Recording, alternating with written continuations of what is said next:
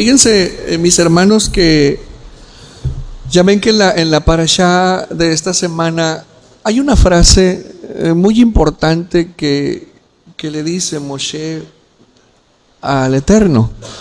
Le dice: mira, Señor, si tú no vas con nosotros, nosotros no nos movemos, papá. O sea, está bien, ellos no lo merecen, pero por causa de ellos no tenemos por qué pagar nosotros, que sí te amamos. Entonces, bueno, ellos serán beneficiarios de nuestra fidelidad.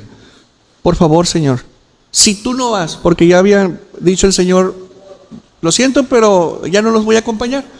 Les voy a mandar a Micayahu para que él los vaya moviendo. Se va a cumplir, van a llegar, no hay problema, pórtense bien nada más. Pero yo hasta aquí quedo con ustedes. ¿Por qué? Porque prefirieron un becerrito. Y dijo Moshe: no, Señor, no. Si tú no vas, nosotros no nos movemos. Pareciera desafiante, pero más que nada era el amor y el denuedo de Moshe de estar siendo dirigido por la fuente de libertad y de bendición, sin intermediación. Él no quería intermediación. Te quiero a ti, y solo a ti, y no quiero a nadie en medio entre tú y yo, solo a ti. Entonces el Eterno, y luego que le dice: Señor, escucha esas palabras que a mí me bendijeron: muéstrame tu gloria. Muéstrame tu gloria. Y le dice el Eterno: bueno, por cuanto has tenido gracia delante de mis ojos, va, está bien. Lo toma, lo mete entre las rocas para que no sea destruido por su presencia. Y lo único que le dejó ver, ¿qué fue? Su manto, su espalda. ¿Y qué tenía en la espalda? Su tzitzit. La gloria de Dios es esa. Y Moshe dijo: impresionante, impresionante. Jehová, El Gahum, Behanum, Mata, Eretz Apaim, Begajeset. Padre eterno, abundante en misericordia. Y suelta una oración maravillosa de perdón, de petición de perdón. Y le dice: ok, sí voy pues, sí voy con ustedes, por ti, por ti.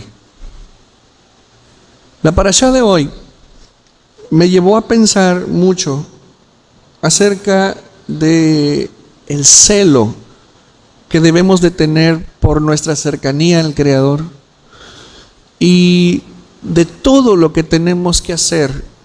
En verdad es mucho lo que tenemos que hacer, empezando por creer, que esa es la parte más fácil. Empezando por creer que Él es Elohim y que fuera de Él no hay nada más, ni nadie más. Si yo considero una alternativa a nuestro Elohim, ojo, caímos en automático en la idolatría. Es impresionante. Y estaba reflexionando en eso y decía: yo quiero que todo el mundo ame al Eterno. Es el deseo más profundo de mi profesión como ministro, de que despierte en ti la chispita de luz de que ames al Eterno de verdad. Rosh es cabeza. Entonces, vamos a corregir la traducción. Cuando levantes la cabeza de los hijos de Israel, pedirás rescate por cada uno de ellos mayores después de los 20 años, ¿sí? De todo varón, a partir de los 20 años, varones que estén listos para la guerra, para que la plaga no los mate. Así arranca esto. No vamos a entrar ahí porque es profundo. Posiblemente el próximo año lo veamos, pero hoy no, porque es la primera porción. Sí, pero ya ven que jugamos de repente. La séptima porción habla de algo muy importante. Si tú recuerdas, hubo un problema por ahí. Hubo un cortocircuito que hasta el día de hoy se está pagando. Un fallo de idolatría por parte de Israel. Vamos a entrar a la enseñanza y vamos a invocar las bendiciones que nos corresponden para escuchar como debe de ser. Bendigan al Eterno, quien es bendito. Bendigan al Eterno, quien es bendito por siempre jamás. Bendito eres tú, Eterno, Dios nuestro, soberano del universo, que nos has escogido de entre todas las naciones y nos has otorgado tu Torah. Bendito eres tú, Eterno, donador de la Torah. Amén, amén y amén. Estamos entonces en la séptima porción toral correspondiente y última a la parashá de Ki Tisa, cuando levantes la cabeza de los hijos de Israel, cuando los cuentes, cuando los tomes en cuenta, ¿sí? Cuando los tomes en cuenta. Levantar la cabeza es ser importante. Cuando alguien te cuenta, cuando alguien voltea a verte, es porque has llamado la atención. Es porque algo hay en ti que es necesario voltear a verte. La idea es que eso sea siempre bueno, ¿sí? Y así es como arranca esta parashá. Y bueno, todos dentro de la iglesia de nuestro Señor Yeshua, todos dentro de esta sinagoga, las almas que se congregan aquí y las almas que se congregan en otro lugar, todas cuentan en el reino. Todas son importantes. Todas tienen un rol que jugar dentro del reino. Todas, no hay una sola persona, sin importar la edad, sin importar su nivel de compromiso, sin importar su nivel de fe, sin importar cualquier desventaja que pueda mostrar la persona, todos tienen un rol dentro del reino. Y es responsabilidad del líder espiritual apuntarlos, levantarlos, formarlos, prepararlos. ¿Por qué? Porque hay una guerra que hay que enfrentar. Una guerra frontal en contra nuestra, en contra de nuestro linaje, en contra de nuestra salvación y en contra de todo lo bueno que el Eterno ha puesto en nosotros, y también oposición para que nosotros no abandonemos el estilo de vida basado en las emociones y en la cultura de este siglo. Y ahí estamos en medio. Necesitamos rescate, necesitamos un medio que nos permita a nosotros fortalecernos y sobreponernos a toda la resistencia que se levanta para que no logremos una vida. No sabía que la piel de su rostro se había vuelto resplandeciente al hablar con él. Aarón y todos los hijos de Israel vieron a Moshe, y he aquí que la piel de su rostro resplandecía, y tuvieron miedo de acercarse a él. Moshe los llamó, y Aarón y todos los príncipes de la asamblea volvieron a él. Y Moshe les hablaba, es decir, les enseñaba. Y después de ello, se acercaban todos los hijos de Israel, y él les encomendaba todo lo que el Eterno había hablado con él en la montaña del Sinai.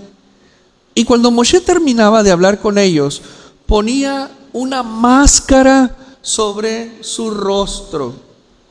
Y cuando Moshe venía ante el Eterno para hablar con él, se quitaba la máscara hasta que salía. Y cuando salía y hablaba a los hijos de Israel lo que le había sido ordenado, y los hijos de Israel veían el rostro de Moshe, pues la piel del rostro de Moshe resplandecía. Entonces Moshe se ponía de nuevo la máscara sobre su rostro hasta que venía para hablar con él. Muy bien. Primero hay que revisar esa frase. Le dice el Eterno, escribe para ti. Escribe. Ya no te las voy a grabar yo. Ahora las tienes que grabar tú. Ahora eres tú el que tiene que esforzarse, ¿sí?, en escribir mi voluntad resumida en 10 mandamientos. Entonces, esforzarse.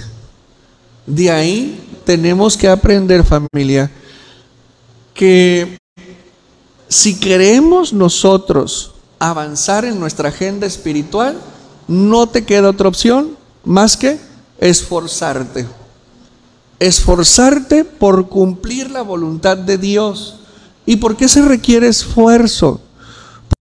Una tendencia natural a tirar la voluntad del Eterno, la cual se opone a ti, se opone a tuya, se opone a tus intereses. Entonces, bueno, Moshe tiró las tablas por enojón y se olvidó lo que traía en mano. Entonces ahí hubo una contradicción en relación a lo que traía en sus manos y lo que traía su corazón, que se impuso lo que había en su corazón al margen de las causas que haya tenido para enojarse. Lo que importa es el resultado. Entonces, ¿qué hay que hacer? Esforzarnos por cumplir la voluntad del Eterno en nuestras vidas, aunque no nos guste, aunque no estemos de acuerdo, aunque sea difícil, aunque sea tan fácil, no, hombre, después lo hago. ¿Para qué? Ese no es para mí, a través de la destrucción. Entonces, 2 veces 40. Bueno, más bien una. Pero cuando la Torah habla 40 días y 40 noches, quiere decir 24 horas completas. 40 veces 24 horas. Renovación de Él. Escribe para ti. No tardó 40 días escribiendo la tabla. ¿Sí me explico? Eso se hace en 5 horas si tú quieres, con la tecnología que había antes.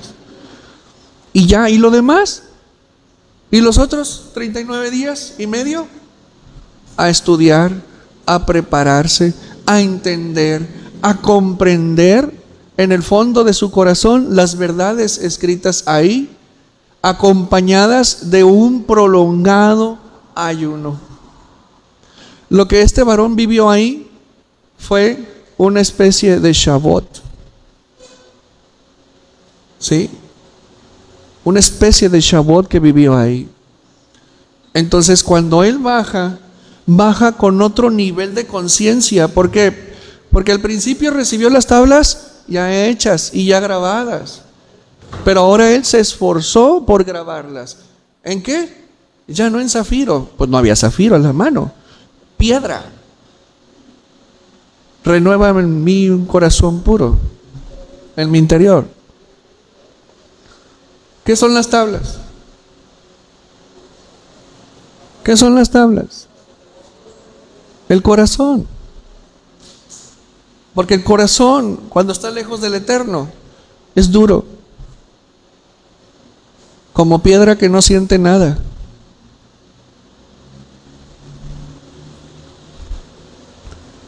Es un corazón de piedra. Y el corazón de piedra hay que cincelearle. Y fue lo que ocurrió en él. Entonces, ante el esfuerzo y el trabajo, las cosas se valoran. Ante el esfuerzo y el trabajo, las cosas se valoran.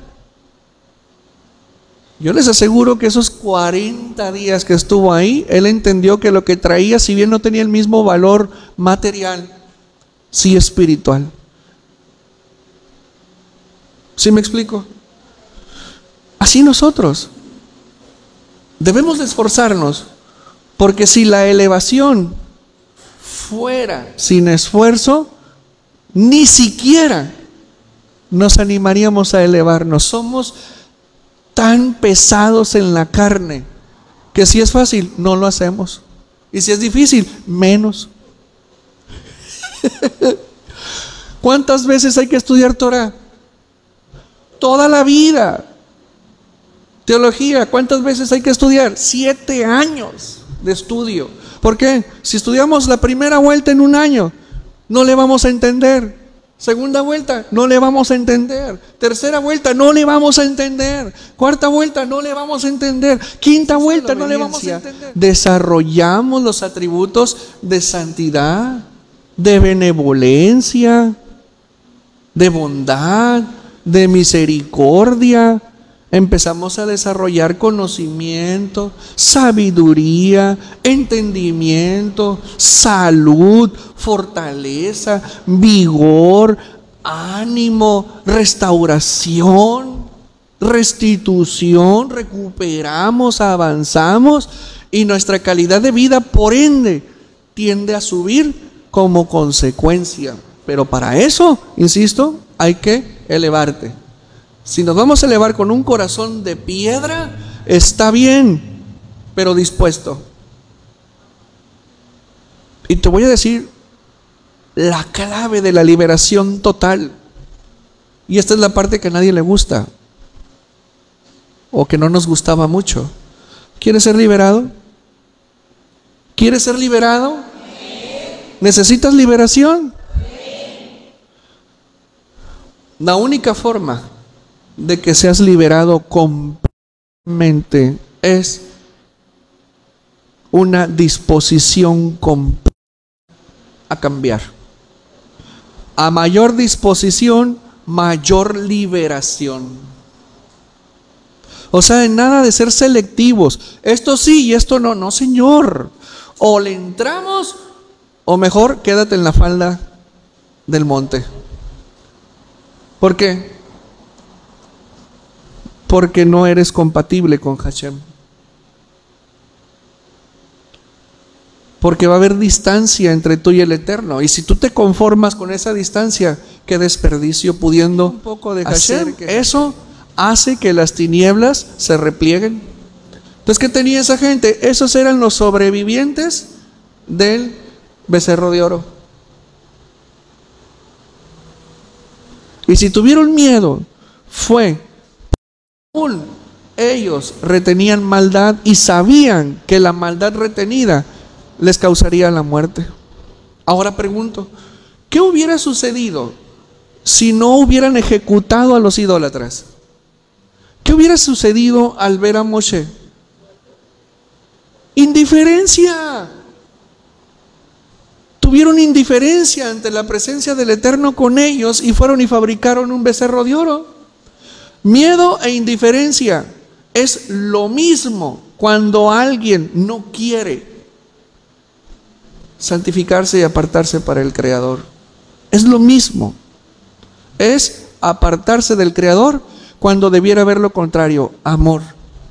Tú sabes que el sentimiento contrario del amor no es el desamor, ni el odio. Eso es la carnalidad del mundo.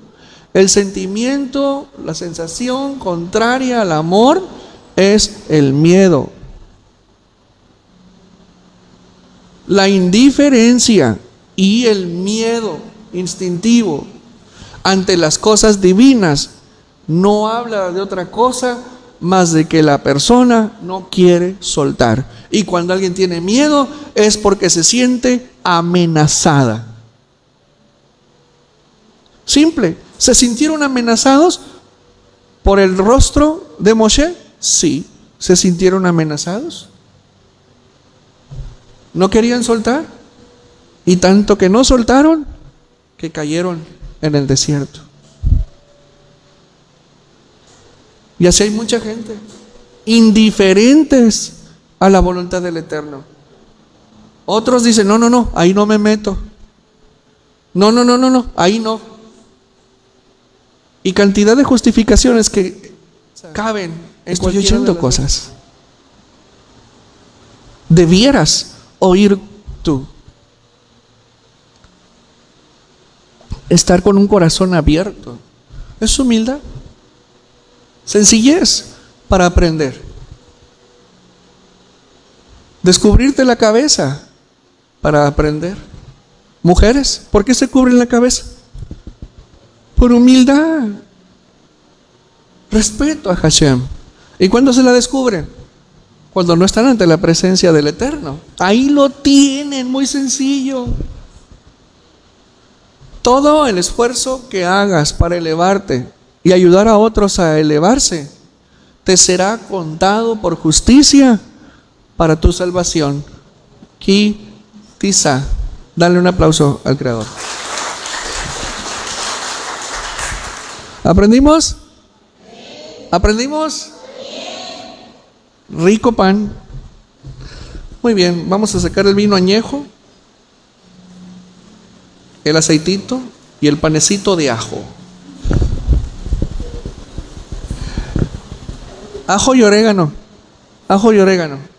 ¿Sí?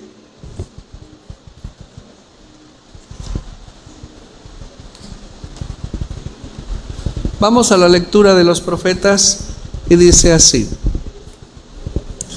bendito eres tú, Eterno, Dios nuestro, soberano del universo, que escogió a buenos profetas y se complació con sus palabras, las cuales fueron dichas con verdad. Bendito eres tú, Eterno, que escoge la Torá, a su siervo Moshe, a su pueblo Israel y a los profetas de la verdad y de la rectitud de rectitud. Nuestro Redentor es el Eterno, amo de legiones. Su nombre es el Santo de Israel. Bendito eres tú, Eterno, Dios nuestro, soberano del universo, roca de todos los mundos, justo en todas las generaciones, el Dios confiable que dice y hace, que habla y cumple, pues todas sus palabras, cuyas palabras son verdad y rectitud. Tú eres confiable, oh Eterno Dios nuestro, y tus palabras son confiables. Ni una sola de tus palabras regresará vacía. Eres Dios, el Rey confiable y misericordioso. Bendito eres tú, Eterno, el Dios confiable en todas sus palabras. Ten misericordia de Sión, pues ella es la sede de nuestra vida, y a la humillada en el alma, sálvala prontamente y en nuestros días. Bendito eres tú, Eterno, que alegra a Sión con sus hijos. Alégranos, oh Eterno, Dios nuestro, con el profeta Eliyahu, tu siervo, y con el reinado de la casa de David, tu ungido, que prontamente venga y haga gozar nuestros corazones, que sobre su trono no se siente ningún extraño, y que otros ya no hereden su honra, pues por tu santo nombre le juraste que su lámpara no se extinguiría jamás.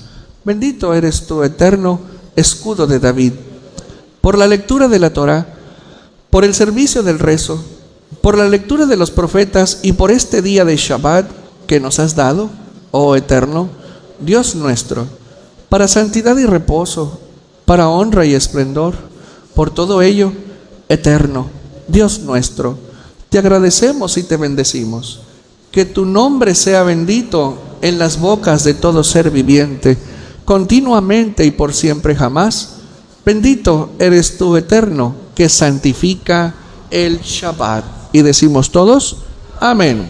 Vamos a la lectura profética que está perfectamente alineada al tema central de la parashá.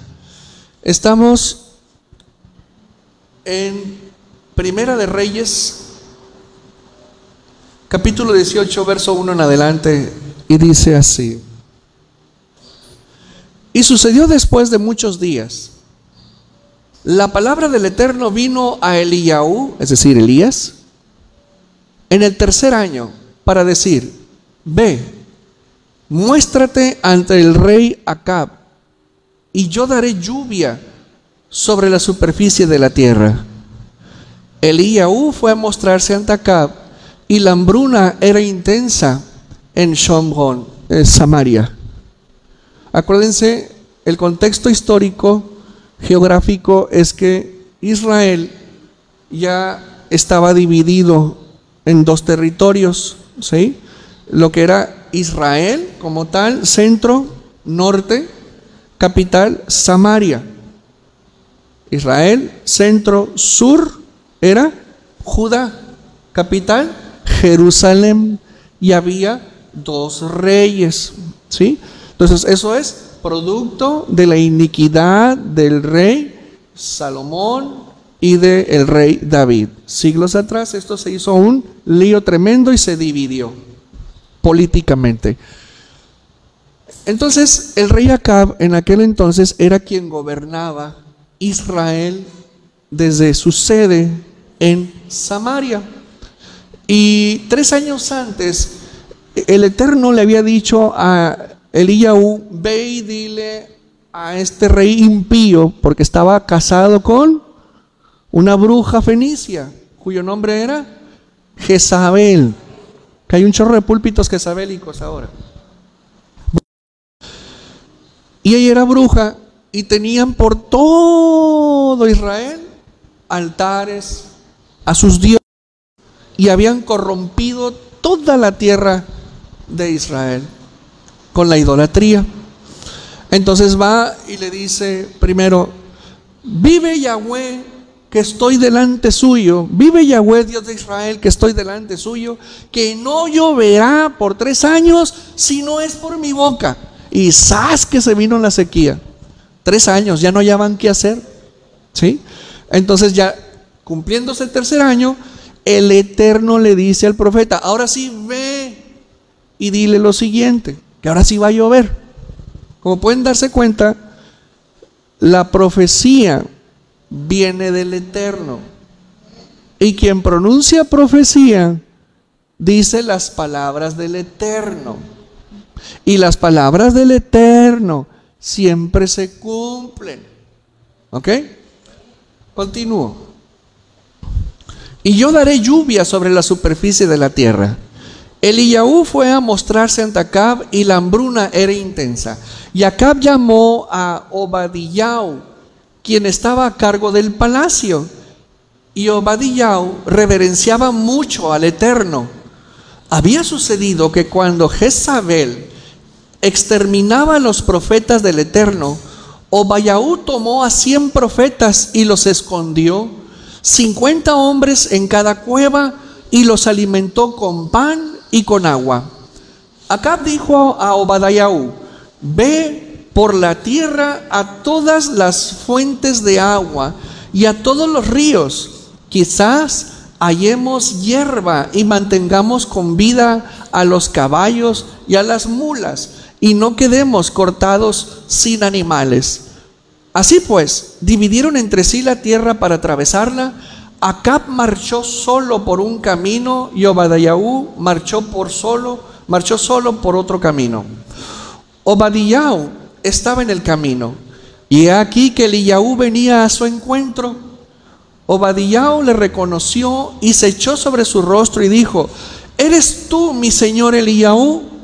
Le dijo: yo soy. Ve, di a tu señor, aquí está Eliyahu. Obadiah dijo: ¿en qué he pecado para que tú entregues a tu siervo en manos de Acab para que me mate?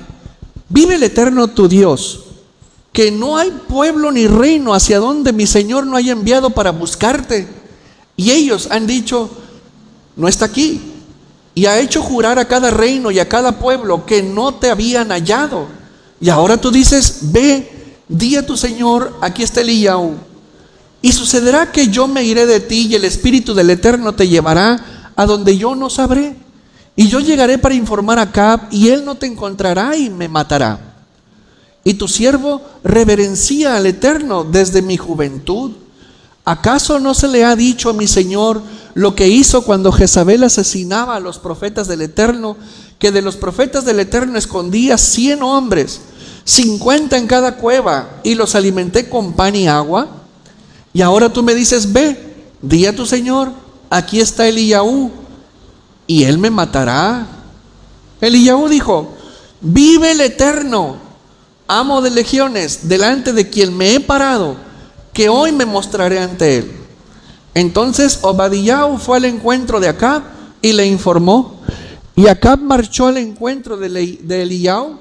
Y sucedió que al ver a Acab, a Eliyahu, Acab le dijo: ¿eres tú el que enturbia a Israel? Yo no he enturbiado a Israel, ojo. Yo no he enturbiado a Israel, sino tú y la casa de tu padre, al haber abandonado los mandamientos del Eterno y marchar tras los Bealim. Los Bealim son los Baales, los dioses fenicios, cananeos. Y ahora manda reunir ante mí a todo Israel en el monte Carmel, así como los 450 profetas de Baal y los 400 profetas de Asera, que comen en la mesa de Jezabel. Eran las dos principales deidades de Israel. Acab envió mensajeros a todos los hijos de Israel y reunió a los profetas en el monte Carmel. Eliahú se acercó a todo el pueblo y dijo, preguntando: ¿Hasta cuándo ustedes brincarán entre dos ideas? Si el Eterno es Dios, vayan tras él. Y si el Baal es Dios, vayan tras él. Y el pueblo no le respondió ni una palabra. Entonces Eliahú dijo al pueblo: yo solo he quedado como profeta del Eterno, pero los profetas de Baal son 450 hombres. Que nos den toros y ellos escojan para sí uno de los toros, y lo destacen y lo pongan encima de madera, pero sin ponerle fuego. Y yo prepararé uno de los toros y lo pondré encima de madera, pero sin ponerle fuego. Ustedes invocarán en el nombre del Dios de ustedes, y yo invocaré en el nombre del Eterno, y el Dios que responda con fuego, ese será el Dios verdadero. Y todo el pueblo respondió y dijeron: la propuesta es buena. Entonces Eliahú dijo a los profetas de Baal: escojan para ustedes un toro y prepárenlo primero, ya que ustedes son mayoría, e invoquen en el nombre del Dios de ustedes, pongan fuego.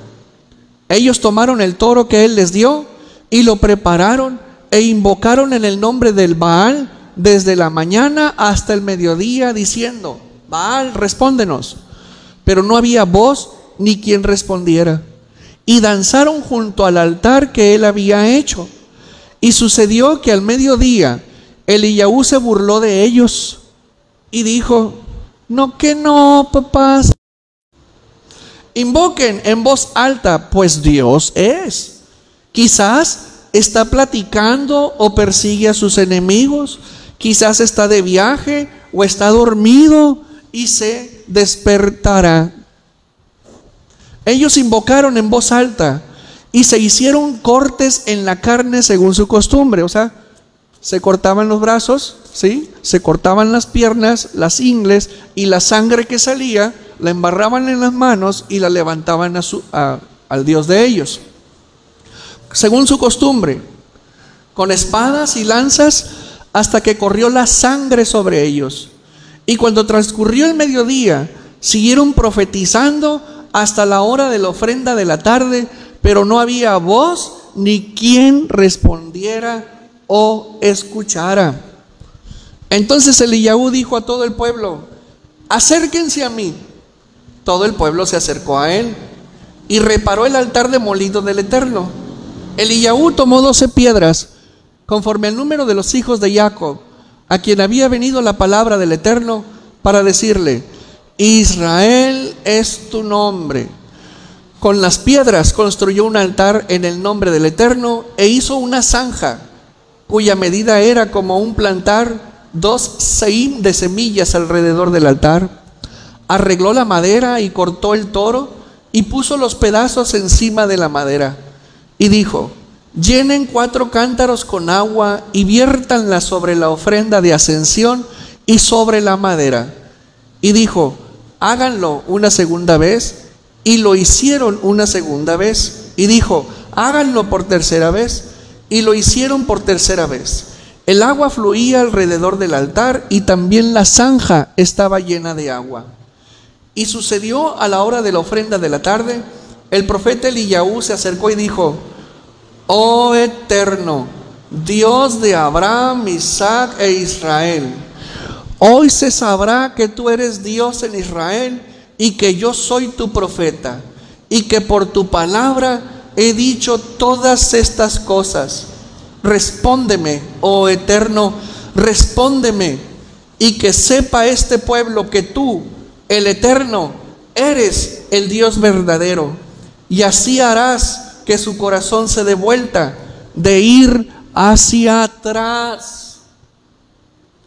Entonces cayó fuego del Eterno y consumió la ofrenda de ascensión y la madera junto con las piedras y el polvo, y lamió el agua que estaba en la zanja. El pueblo entero vio y cayeron sobre sus rostros y dijeron: el Eterno es el Dios verdadero, el Eterno es el Dios verdadero. Y decimos amén. ¿Hasta cuándo ustedes estarán brincando entre dos ideas? ¿Hasta cuándo ustedes estarán sirviendo a la carne y al espíritu? ¿Hasta cuándo ustedes conservarán el doble ánimo y la mala actitud? ¿Hasta cuándo ustedes querrán ser santos viviendo en la práctica del pecado? ¿Hasta cuándo ustedes querrán servir al Eterno y tener otros dioses en su corazón, los cuales los apartan de su presencia?